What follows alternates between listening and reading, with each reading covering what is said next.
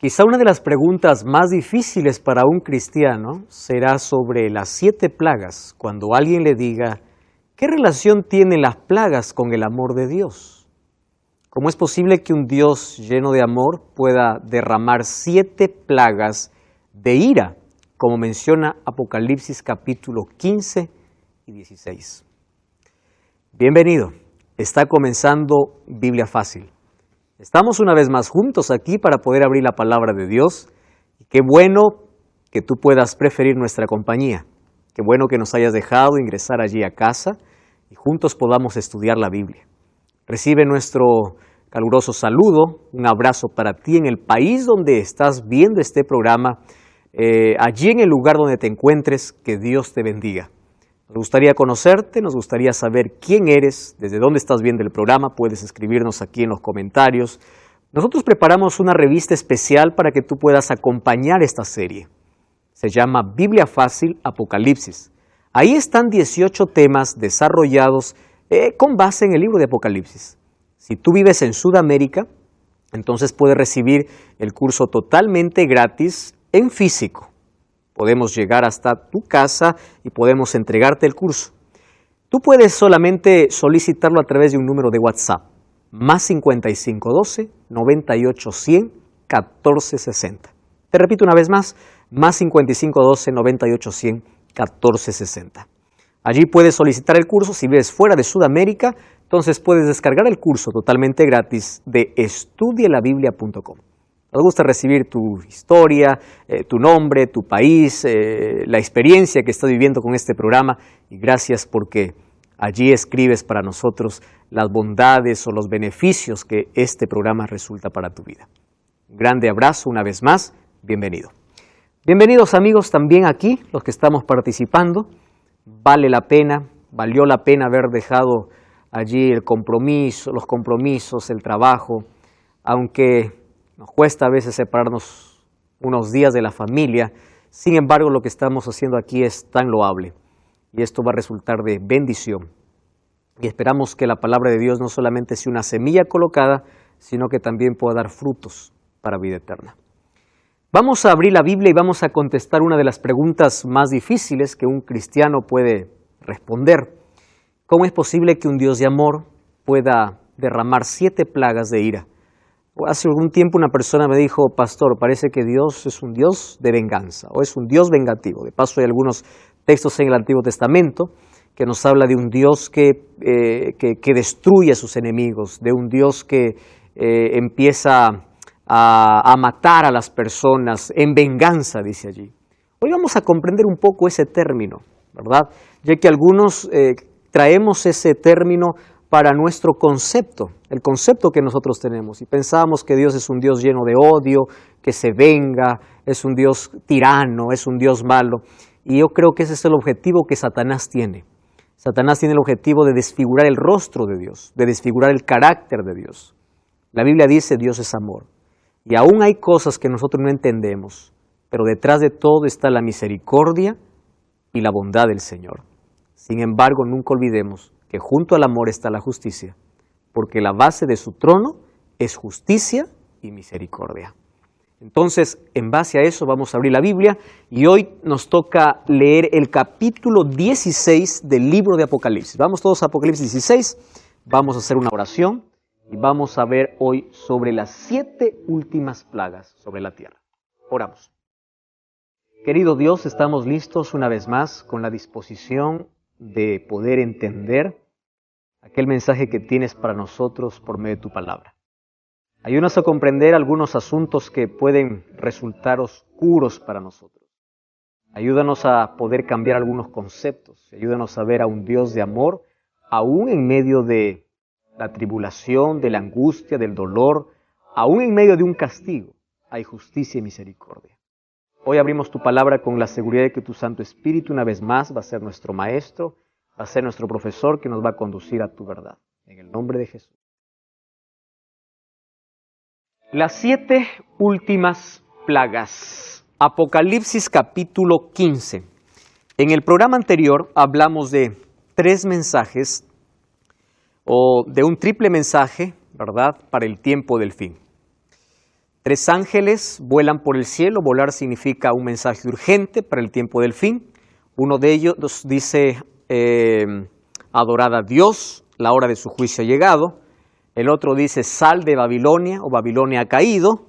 Y el tercer ángel advierte y dice, porque cualquiera que no sale de Babilonia va a participar de sus plagas.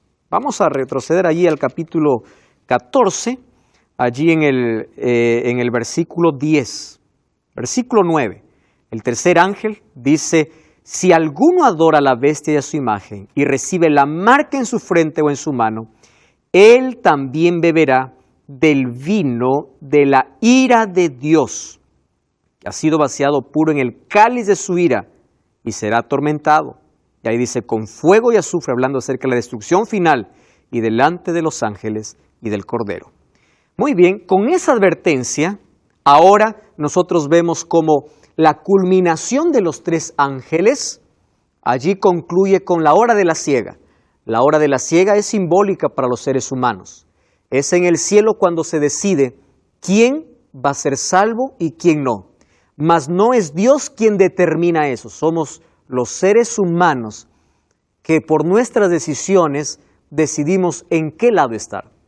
Y en esa siega existen allí 2 cosechas diferentes. Una de la mies o del trigo y la otra de vendimia o de uva, ¿verdad? Ahora, aquellos que son considerados como uvas, dice que serán echados al lagar. Yo no sé si ustedes alguna vez han visto un lagar de uvas, es tipo un pozo grande donde se coloca la uva y donde se pisa la uva para exprimir la uva. Y esa es la imagen que usa aquí el libro de Apocalipsis. Ahí está diciendo, ese hecho, ese acto de pisar aquellas uvas, ¿en qué consiste? En los juicios de Dios. Cada uno ha decidido en qué lado estar. Y eso está representado en la siega de Apocalipsis capítulo 14. Vamos a Apocalipsis capítulo 15 entonces. Dice allí, vi otra señal grande y admirable. ¿Qué cosa dice? 7 ángeles con las 7 plagas postreras, porque en ellas se consumaba la ira de Dios. Ahora es impresionante los versículos que siguen. Fíjense allí. Vi un mar de vidrio mezclado con fuego. ¿Cómo es posible que exista un mar de vidrio mezclado con fuego? Aquí está hablando de la majestuosidad y la grandeza de Dios. Pero también vi a aquellos que habían alcanzado la victoria sobre la bestia. ¿Quiénes alcanzaron la victoria sobre la bestia? Aquellos que salieron de Babilonia y aquellos que fueron o tuvieron el sello de Dios. ¿Correcto? Ahora dice, y el versículo 3, y cantaban el cántico de Moisés, siervo de Dios, diciendo, grandes y maravillosas son tus obras. Y escuchen esta palabra. Justos y verdaderos son tus juicios. Es decir, lo que va a suceder ahora es justo. ¿De dónde saca esta expresión de justicia? ¿Quiénes son aquí los que están hablando? Dice, aquellos que pasaron por la tribulación o aquellos que están cantando, dice, el cántico de Moisés. ¿Ustedes recuerdan cuando Moisés sacó al pueblo de Israel? Fue Dios quien lo sacó por medio de Moisés. Y cuando Israel pasó el Mar Rojo en seco, y cuando estaba la otra orilla, veían cómo los egipcios también se acercaban con sus carros. Sin embargo, cuando el último israelita dejó el mar, que estaba seco, entonces todas las aguas envolvieron a los egipcios. Y allí se muestra un cántico de victoria, el cántico de Moisés. Solo aquí hay una diferencia y quiero que ustedes puedan notarlo. El cántico de Moisés en el libro de Éxodo se da después de las plagas, porque primero cayeron 10 plagas sobre Egipto. El cántico de los redimidos se da antes de las plagas. ¿Cómo es esto? ¿Cómo es que celebran victoria si todavía están aquí en sufrimiento? Entonces vamos a comprender eso. Miren, ve. Vamos por la primera parte. Hubieron 7 ángeles con 7 plagas. Ustedes recuerdan que esto hace referencia a Apocalipsis capítulo 8, donde habían 7, o capítulo 6 o 7, capítulo 7, cuando habían 7 ángeles con 7 trompetas. Las 7 trompetas serían juicios de advertencia. ¿Recuerdan ustedes? Advertencia, es decir, había arrepentimiento. Pero por falta de arrepentimiento vienen ahora los juicios divinos. Ellos fueron advertidos muchas veces, mas no se arrepintieron. Ahora, por falta de arrepentimiento vienen estos juicios divinos. Segunda pregunta, ¿en qué momento se derraman estas plagas? Vamos al versículo 8, capítulo 15, versículo 8. Dice así, el templo se llenó de humo por causa de la gloria de Dios y por causa de su poder. Nadie podía entrar en el templo, ¿hasta cuándo dice? Hasta que se cumpliesen las 7 plagas de los 7 ángeles. Probablemente sean los mismos que tocan las trompetas, ahora los que tienen la comisión de poder derramar las 7 plagas. Cuando se derraman las 7 plagas significa que el pecado llegó a su límite y ese cántico de liberación es el cántico donde el pueblo de Dios allí coloca su victoria o allí publica el resultado de su victoria por lo que Cristo hizo en la cruz. Les explico así. Cuando las plagas empiecen a caer sobre la tierra, no es que el pueblo de Dios se alegra por el sufrimiento de los impíos, sino que aquí encontramos una grande verdad. ¿Por qué Jesús murió en la cruz? Para librarnos de la condenación del pecado. ¿Correcto? Para librarnos de la paga del pecado. ¿Cuál es la paga del pecado? ¿Cuál es la paga del pecado? La muerte. Y junto a la muerte viene el sufrimiento, el dolor y todo el caos que ahora nosotros vemos. Es decir, Cristo murió para librarte de la ira divina. Cuando se usa la palabra ira, ¿recuerdan ustedes que Jesús en la cruz bebió la copa de ira del Padre? ¿Qué significa eso? El pecado que trajo la muerte o que condenó a muerte al ser humano, ahora lo llevó Cristo. Y Cristo nos libró de esa condenación. Romanos 8:1 dice, ahora pues ninguna condenación hay para los que están en Cristo Jesús. ¿Correcto? Los que están. Ahora, alguien hizo la siguiente comparación y me pareció muy acertada.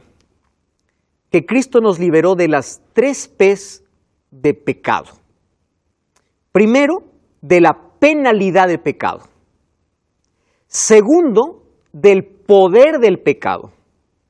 Y tercero, de la presencia del pecado.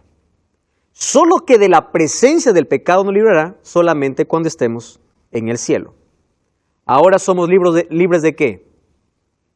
Del poder del pecado, por la sangre de Cristo. ¿Correcto? Ahora, fíjense una cosa. Aquí los redimidos cantan su victoria, mas no hacen alarde a sus méritos, sino dicen, todo lo que nosotros hicimos fue aceptar el sacrificio de Cristo. Es decir, los juicios no caen sobre nosotros, no porque nosotros hayamos hecho buenas obras, sino porque aceptamos ese sacrificio. Entonces, Dios no quería que ninguno perezca, como dice el libro de 2 de Pedro, ¿verdad? 2 de Pedro. Cuando dice, ¿por qué el Señor retarda su venida? Porque no quiere que ninguno perezca. La cruz y la gracia está disponible. No quiere que bebas de la ira de Dios. No quiere que vivas que mueras por la consecuencia del pecado. No quiere que tú puedas sufrir esa consecuencia eterna del cual Él te libertó. Pero el ser humano, en su libertad, eligió la muerte. Ahora, ¿qué va a hacer Dios cuando tú en tu libertad eliges? yo ilustro siempre este asunto de esta manera, ¿no? En nuestros países, yo no sé si existe allí una cinta color marrón que se llama matamosca. No sé si existe en sus países. Matamosca es una cinta pegajosa que está llena de dulce.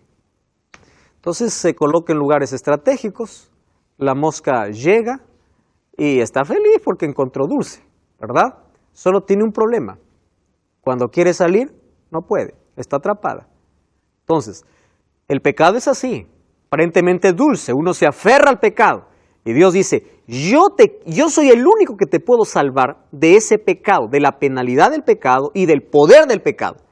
Pero el ser humano se aferra al dulce y dice, no, yo quiero seguir acá. Entonces, finalmente, el ser humano va a morir porque él decidió seguir atrapado, a diferencia de la mosca que no tiene otra opción. El ser humano tiene opción de ser libre. Entonces, los juicios de Dios no vienen como castigos para sus criaturas, sino vienen solo como consecuencias para aquel que fue advertido y siempre rechazó. Ahora, fíjense, es por eso que el versículo 8 nos dice en qué momento el templo se llenó de humo por causa de la gloria de Dios y por causa de su poder, y nadie podía entrar. ¿En qué momento se da eso? Cuando Cristo sale del santuario, deja de ser nuestro abogado y sumo sacerdote. Entonces, en ese momento, ya no hay más oportunidad para ningún ser humano. La salvación ya están los dos grupos totalmente definidos. Entonces empieza a caer las 7 plagas. Dos cosas tenemos que tomar en cuenta aquí. Cuando nadie sabe cuándo termina la gracia, ¿correcto? Nadie conoce cuándo. Pero sí podemos saber cuándo ya no hay gracia. No sé si entienden aquí. Nadie sabe cuándo termina, pero sí podemos saber cuándo acabó. ¿Cómo sabemos cuándo acabó? Cuando las plagas empiecen a caer. Evidencia de que ya no existe más intercesión a favor del ser humano. Entonces, allí encontramos que hoy Jesús es nuestro sumo sacerdote, pero que un momento levantará esa intercesión o ese juicio. ¿Recuerdan del primer tipo de juicio? El preadvenimiento, donde el caso de todos está ya decidido. Y allí vienen entonces las plagas, las 7 plagas. Haciendo referencia a Daniel capítulo 12, donde dice, en aquel tiempo será tiempo de angustia, cual nunca hubo sobre la tierra. Pero en ese tiempo se levantará Miguel, que está de parte de los hijos de tu pueblo. Será tiempo de angustia. ¿Y quiénes serán salvos? Dice, los que están escritos su nombre en el libro de la vida. En ese momento, cuando Cristo se levanta del lugar santísimo, caen las plagas. Ahora, lo interesante aquí es, ¿sobre quiénes caen? Sobre aquellas personas que no tienen protección divina. ¿Ustedes recuerdan la protección del sello de Dios en Egipto? ¿Cuál era? La sangre. El ángel veía la sangre, pasaba. Pascua era peshá, era pasar. Entonces, el sello le servía como protección. Ahora en el tiempo final, el sello para los hijos de Dios es protección ¿de qué? De las plagas. Entonces vamos a ver en qué consisten estas plagas. Vamos al capítulo 16 porque ahí comienza el versículo 2. 16:2 dice así. Entonces fue el primero y derramó su copa sobre la tierra. Y vino una úlcera maligna y pestilente. ¿Sobre quiénes? Sobre los hombres que tenían la marca de la bestia y aquellos que adoraban a su imagen. ¿Por qué no toca al pueblo de Dios? Porque ellos tienen protección divina. ¿Se acuerdan ustedes que las plagas en Egipto a quiénes tocaban? ¿A los israelitas o a los egipcios? ¿Por qué no tocaba a los israelitas? Porque ellos estaban protegidos por Dios. Ahora, dice, vino una úlcera maligna. Ustedes conocen que hoy, en nuestro siglo de tanto adelanto en ciencia, en información, sobre todo sorprendemos por los avances científicos, existen enfermedades que hoy no tienen cura, ¿verdad? Solamente se puede controlar, mas no curar. Sin embargo, este será una úlcera maligna. ¿Alguien conoce en qué consiste exactamente esto? No. Úlcera maligna. ¿Cómo será? No sé. Solo sé que será una plaga. Y esa plaga caerá, dice, sobre aquellos que tienen la marca de la bestia y que adoran a su imagen. Quiere decir que allí el mayor médico de la historia de este mundo, si es que no tiene el sello de Dios, por más que vaya a buscar la mayor medicina o la mejor medicina de este planeta, no va a encontrar alivio porque esto no es natural. Esto es un juicio divino. Entonces viene allí la segunda plaga. Apocalipsis 16:3 dice así: el segundo ángel derramó su copa sobre el mar y éste se convirtió en sangre como de muerto. Murió todo ser viviente que había en el mar. Y esto va unido a la tercera plaga o el tercer ángel. Dice, el tercer ángel derramó su copa sobre los ríos y sobre las fuentes de las aguas y se convirtieron en sangre. Ahora es interesante lo que dice el versículo 5. Oí entonces una voz del ángel de las aguas que decía: justo eres, Señor. ¿Qué cosa está aplicando aquí? Justicia. Justo eres, Señor, el que eres, el que eras, el santo, porque has juzgado estas cosas. Y miren de qué cosa está aquí sacando la justicia, o a qué se refiere con justicia. Versículo 6. Por cuanto derramaron la sangre de los santos y de los profetas, entonces también tú les has dado beber sangre, porque ellos se lo merecen. Mar en sangre. Ahora, hay una cosa que nosotros tenemos que entender, es que estas plagas no serán universales. Ustedes saben que si todo el planeta o todos los mares y océanos se volvieran sangre en el mundo, nosotros no tendríamos más oxígeno y todos morirían. Ahora, serán locales en algunos lugares, ¿correcto? No serán universales. Ahora, estas plagas no durarán tampoco mucho tiempo. Ahora vamos a ver por qué no duran mucho tiempo. En el siguiente texto dice que cuando están en la cuarta plaga, algunos todavía están con el dolor de la primera. Quiere decir que las plagas son consecutivas. Porque cuando Cristo sale del lugar santísimo, lo único que falta es que Cristo regrese. Nada más. Ahora, hay sangre. Ahora, ¿por qué ellos beben sangre?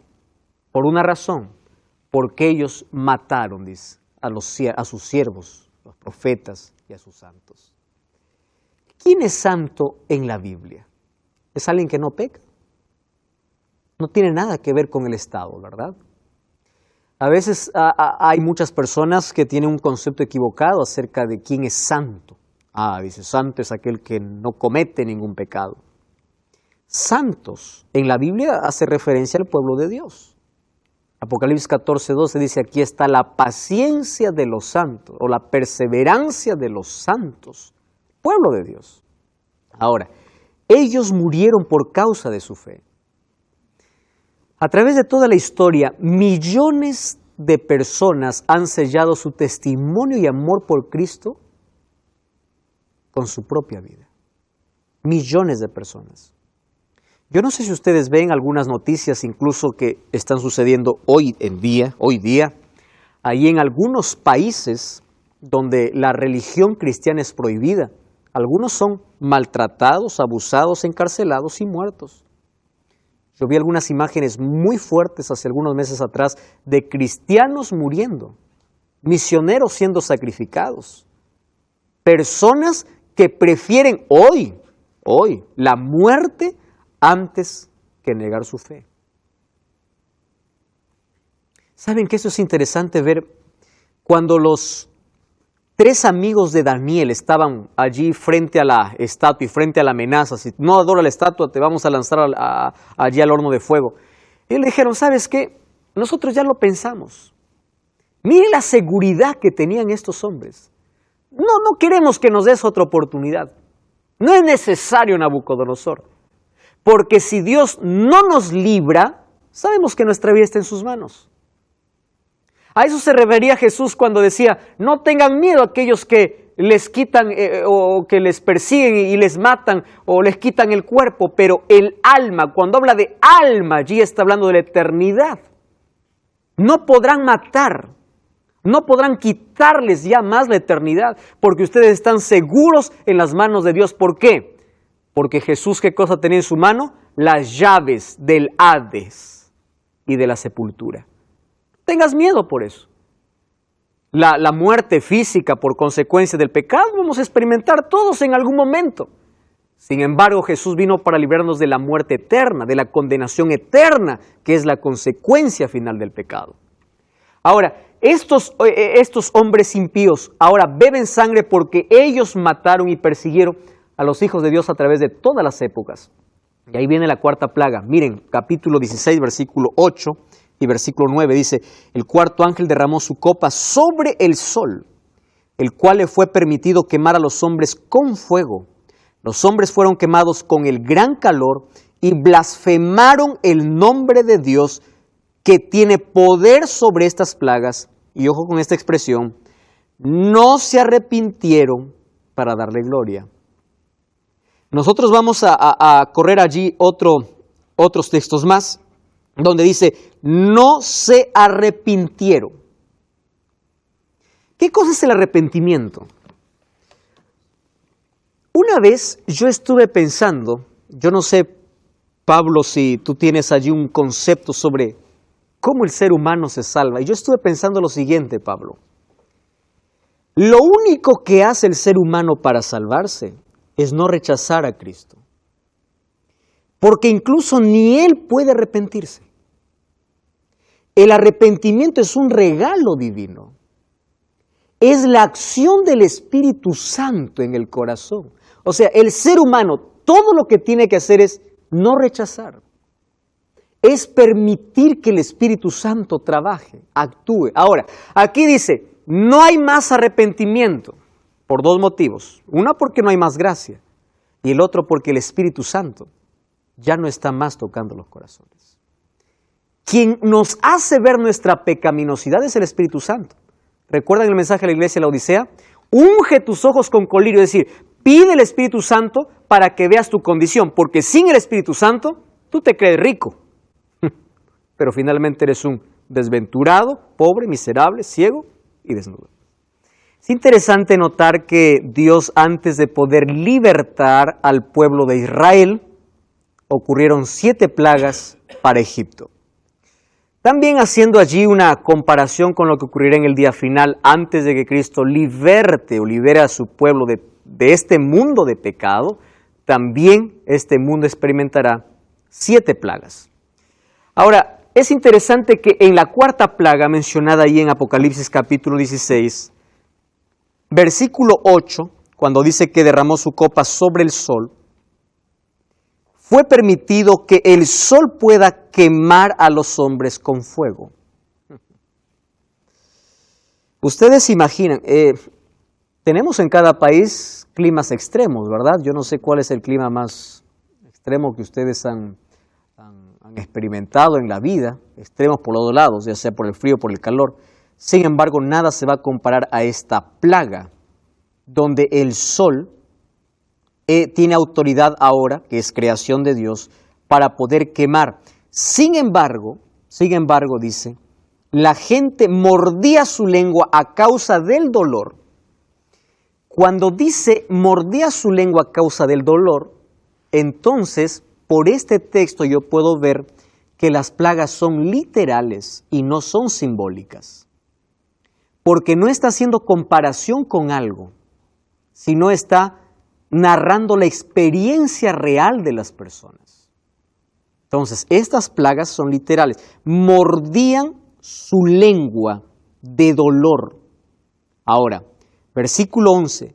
Blasfemaron contra Dios del cielo por sus dolores y por sus úlceras. Ya estamos en la cuarta plaga. Sin embargo, todavía hay gente que está experimentando el dolor ¿de cuál? De la primera plaga. Quiere decir que las plagas no serán un periodo largo, sino serán consecutivas y cortas. Ahora, y no se arrepintieron de todas sus obras.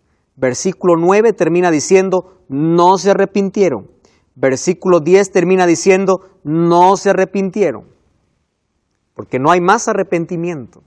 O porque no hay nadie más que pueda convencer de pecado. Nosotros usamos mal algunas expresiones, que uno lo dice con tanta sinceridad. Y yo creo que no está mal mientras tú no conozcas el verdadero concepto. A veces nosotros pensamos y decimos, yo solo busqué al Señor. No es que Dios estaba perdido, tú estabas perdido. Es Dios quien te encontró.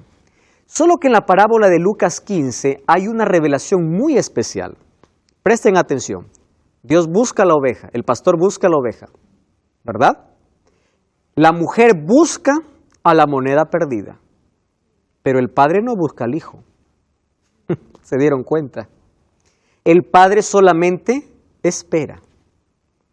Y aquí me está dando Jesús una lección importante en cuanto a arrepentimiento y en cuanto a salvación.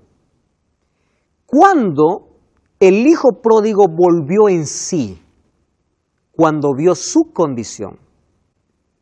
Es decir, él podía estar comiendo algarrobas, no dice que comió, él podría estar comiendo algarrobas, pero si no hubiese sido consciente de su condición, él no se hubiese arrepentido. ¿Qué cosa era arrepentimiento en el concepto de de Lucas capítulo 15? Que hay tres conceptos. Es Dios quien busca. Número 2, es Dios quien por medio del Espíritu Santo te hace ver tu condición para que tú vuelvas. En el Antiguo Testamento hay muchas amonestaciones de parte de Dios para el pueblo diciendo, volveos a mí, miren sus obras pasadas, recuérdense de eso, ustedes ya se olvidaron, vuelvan a mí. ¿Por qué vuelvan a mí? Porque ellos conocen el camino de regreso. Y el Espíritu Santo ha ido a su encuentro para traerlos. Y aquellos que no vuelven es porque resistieron a esa voz. Ahora, es impresionante que nosotros podamos conocer en ese contexto la salvación. Somos salvos por gracia. Incluso el arrepentimiento es algo que Dios provoca. Sí, Pablo. No, pensando en esa parábola del hijo pródigo, ¿no? De que él, cuando se apartó del Padre, de Dios, vuelve, ¿no? Y es interesante las dos reacciones. Una, la del Padre, que lo recibe con los brazos abiertos, lo restaura, le cambia la ropa, le pone anillo. Pero es interesante también, y ahí es donde uno tiene que tener cuidado, ¿no? La reacción del hermano mayor, el que nunca se alejó del Padre, porque no lo recibió bien. ¿Por qué vuelve? ¿Por qué tú lo recibes?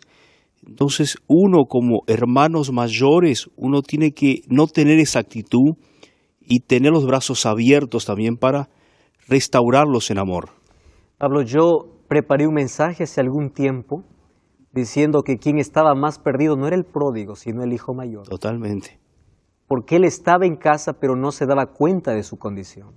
Totalmente. El otro estaba perdido y se dio cuenta que estaba perdido. Y es interesante esto del hermano mayor, porque él fue una persona que nunca se apartó del Padre, o sea, nunca se apartó de Dios, era fiel, era una persona que estuvo todo el tiempo trabajando para el Padre, pero que nunca tuvo comunión con el Padre.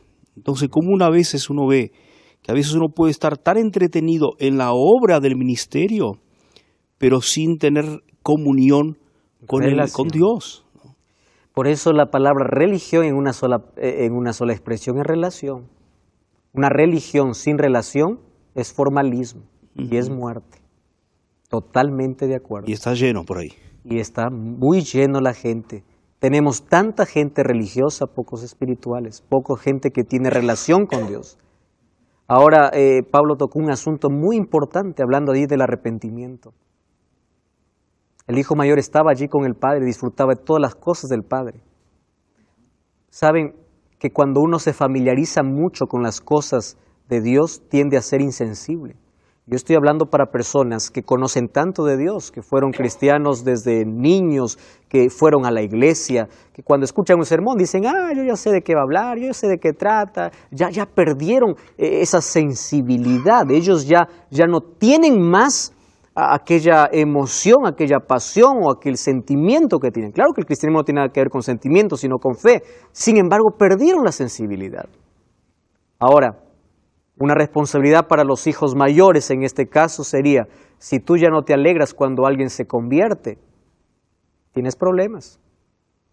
Porque tú ya no estás viendo con los ojos de Cristo. Cristo se emociona porque es un pecador que estaba muerto y volvió a vivir.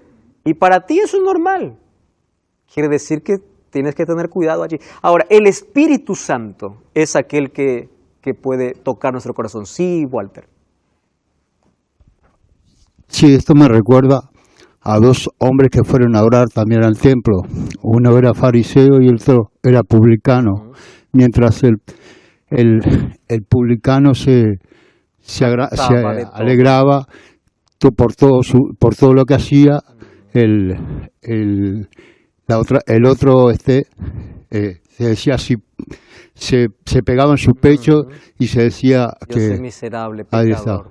me estaba acordando de ese pasaje. Ahí está uno jactándose de todas sus obras, Sí. y el otro mereciendo la gracia. Ahí Y está. ahí encontramos la respuesta. Entonces, el arrepentimiento es un regalo de Dios. Aquí no hay más arrepentimiento porque el Espíritu Santo ya no trabaja en el corazón. Entonces ahora viene la quinta. Miren, capítulo 16, versículo 10. Dice así: el quinto ángel derramó su copa sobre el trono de la bestia. Ahora, miren, hasta la cuarta plaga vemos que las plagas son literales. El texto dice, ellos mordían sus lenguas a causa del dolor. Literales. A partir de la quinta vemos simbólicas. Plagas simbólicas. ¿Por qué? Miren aquí el versículo 10. Derramó su copa sobre el trono de la bestia y su reino se cubrió de tinieblas. La gente se mordía la lengua por causa del dolor. Blasfemaron contra el Dios del cielo por sus dolores, sus úlceras, y no se arrepintieron. Ahora, el quinto ángel derrama esta plaga ¿sobre dónde? Sobre el trono de la bestia, sobre la autoridad de la bestia. Presten atención aquí. Hasta aquí el poder representado como la bestia había engañado a todos y había dicho, miren, estas plagas es por causa de los cristianos, vamos a perseguir. Pero cuando toca esta plaga, el asiento de la autoridad de Satanás, ahora la gente se da cuenta, ¿qué se da cuenta? Que es mentira, que no era por causa de los cristianos.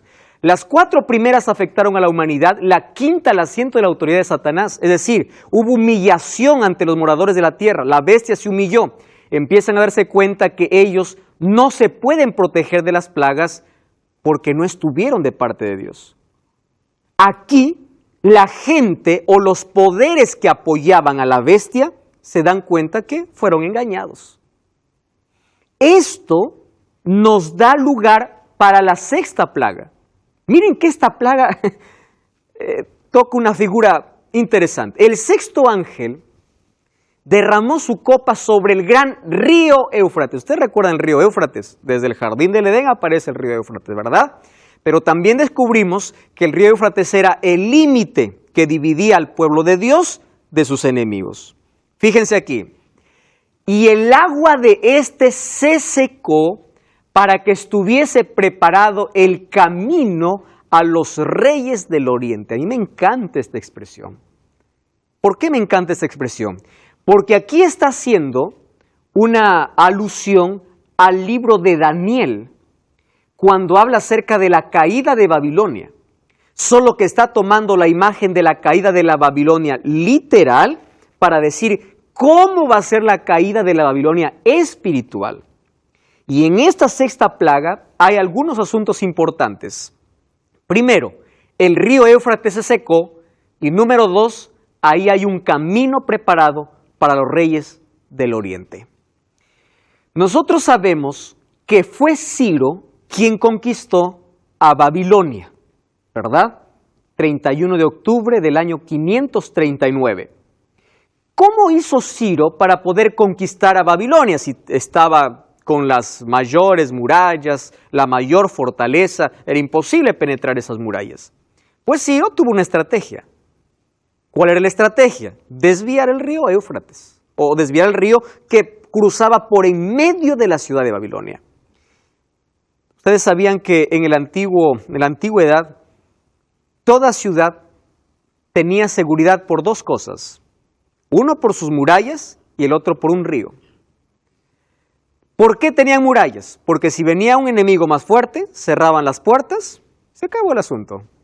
Adentro, como tenían río, había agua. Mientras había agua, había limpieza, había todo. Salmo 46 hace alusión a eso, ¿verdad? Entonces ellos estaban bien. Pero sin río, el pueblo moría. ¿Qué cosa hace Ciro? Desvía el río y por el camino donde el río había abierto, por allí ellos ingresan. De noche, mientras todos están bebiendo, mientras todos están terminando una fiesta, donde Daniel está interpretando las letras que aparecieron allí en la pared cuando Belsasar tuvo miedo, cuando apareció allí la letra diciendo Mene, Mene, Tekel, Uparsin. Daniel le dice, mira, Dios ha colocado fin a tu reino. Es decir, ha sido juzgado, ha sido puesto en una balanza y ha sido hallado falto. Tu reino es pasado a los medos. Mientras Daniel estaba hablando, Ciro ya estaba ingresando a Babilonia. Y Ciro tomó en paz a Babilonia. Es más, los babilonios estaban felices allí con Ciro. Murieron, claro, el rey, murió todos sus príncipes y todo. Tomaron el poder de la manera más pacífica. Ahora, aquí dice que así, tomando esa figura, así también, en la sexta plaga, todo estará preparado para que se seque el río Éufrates. ¡Wow! Y lo reunió en el lugar que en hebreo se llama Armagedón. Monte de Meguido, de allí viene Armagedón, ¿verdad? Era el escenario de batallas decisivas. Monte Carmelo, algunos dicen que también tiene relación con Armagedón, que consistía en una batalla espiritual, donde tenía que afrontar el engaño de Baal y dar lealtad a Dios. Ahora, presten atención aquí. Cuando hablamos de la batalla de Armagedón, no estamos hablando de una batalla militar, sino de una batalla espiritual. Ante tanto entre el engaño de Satanás y la lealtad de los hijos de Dios. Esa última batalla, es decir, ese último encuentro entre estos dos grupos es unos engañando y los otros siendo fieles a Dios. Una batalla espiritual. Ahora, todavía no hemos contestado por qué es que el río se seca. Cuando dice que el río se seca, significa que todos los poderes políticos dejan de apoyar a la bestia. Es decir, ya no tiene más apoyo. Esto significa que está la preparación social y política para recibir a los reyes del Oriente. Cuando habla de los reyes del Oriente, ¿a quién está haciendo referencia? A Cristo y sus ángeles, que viene para libertar a su pueblo. ¿En qué momento? Cuando Babilonia espiritual, o cuando esta bestia, porque fue derramada con el trono de la bestia, no recibe más apoyo político. Se dan cuenta de que todo fue un engaño. Entonces dice que allí el mundo está en una confusión eterna. Digo la palabra eterna por la consecuencia de ese momento, no es que porque va a durar para siempre. En una confusión. ¿Por qué? Porque todos están allí. ¿Y ahora qué? Estamos perdidos. Allí se da la batalla espiritual del Armagedón. Unos entonces allí creyendo ciertos falsos milagros, otros siguiendo siendo leales a Dios. Y ese es el último encuentro. ¿Por qué? Y miren, en ese contexto dice, yo vi salir de la boca del dragón, versículo 16, capítulo 16, versículo 16, dice allí. Versículo 14, son espíritus de demonios que hacen señales y van a los reyes de la tierra, a todo el mundo, para reunirlos para la gran batalla de aquel gran día del Dios Todopoderoso. Versículo 16, y los reunió en el lugar que en hebreo se llama Armagedón. Quiere decir que el último intento de este poder o de esta trinidad diabólica, ¿cuál es la trinidad diabólica? El dragón, la bestia y el falso profeta. Recuerdan que falso profeta ahora se le denominó a la segunda bestia de Apocalipsis. Entonces aquí está esa trinidad. Dragón, primera bestia y segunda bestia. Y dice que de su boca salieron ranas, ¿verdad? Ranas, animales inmundos, representa la inmundicia que es la característica de Babilonia, que está llena de abominaciones. Y ahí está el intento de falsificar la obra de Dios. Allí en contraparte con los 3 ángeles que dan los 3 mensajes y aquellos que también hacen señales y milagros. Aquellos 3 espíritus a manera de ranas, está hablando del romanismo, del protestantismo apóstata y del espiritismo, que desde hoy tomó ya parte de nuestro planeta. Grandes señales, grandes milagros. No se cree en todo milagro. No todo milagro viene de Dios. Allí los magos de Faraón también pudieron convertir una vara en una serpiente y eso no venía de Dios. No todos los milagros vienen de allá. Y todo esto los preparaba para el último encuentro entre los dos pueblos, ¿verdad? Entre el pueblo de Dios y entre aquellos que siguieron a la bestia. ¿Por qué? Porque la séptima plaga, miren lo que sucede. Apocalipsis capítulo 16, versículo 17 dice, el séptimo ángel derramó su copa al aire, salió una gran voz del santuario que decía, ¿qué cosa decía? Se acabó, ya está hecho. Hubo relámpagos, voces, truenos, temblor, terremoto, cual nunca hubo. Miren el versículo 19, la gran ciudad se dividió en 3 partes y las ciudades de las naciones cayeron. La gran Babilonia vino a memoria delante de Dios para darle el cáliz del vino del ardor de su ira. Toda isla huyó, los montes ya no fueron hallados, del cielo cayó a los hombres enorme granizo como el peso de un talento. Los hombres blasfemaron contra Dios por la plaga del granizo, porque su plaga fue sumamente grande. ¿De qué está hablando? De los últimos acontecimientos y señales que preceden al regreso de Jesús.